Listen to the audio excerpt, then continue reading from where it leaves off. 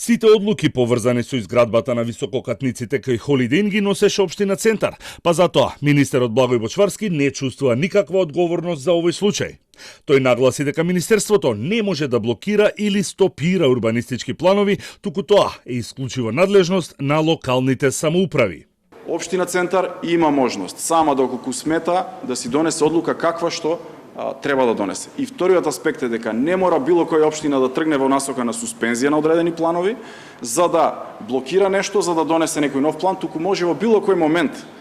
Денеска може да започне постапка за преработка, за доработка, за нов урбанистички план на таа локација. Може да тоа да го направи претходно, така што од тој аспект Министерството за транспорт и врски нема надлежност да менува планови на општина, било која општина во државата, бидејќи тоа е собственост на самата општина. Министерот не даде прецизен одговор дали градоначалникот Богдановиќ ја замајувал јавноста и нагласи дека градоначалникот има ингеренции и со тоа можел да делува во целиот изминат период заедно со Советот на општината. Апсолутно не би сакал да навлегувам во постапките на општина Центар.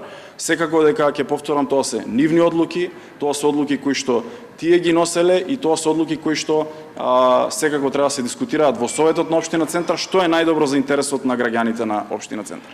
Обвинителството за гонење на организиран криминал на иницијатива на антикорупцијската комисија отвори предистражна постапка за евентуална злоупотреба на службената положба и овластувања на службени лица во општина Центар и државните институции.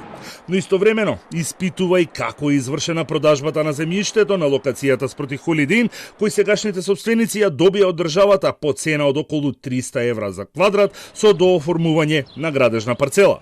Надлежниот јавен обвинител од основното јавно обвинителство за гонење на организиран криминал и корупција ги разгледува сите аспекти поврзани со овој случај, меѓу кои отуѓувањето на земјиштето и во рамките на своите надлежности ги презема сите неопходни дејствија за расчистување на случајот.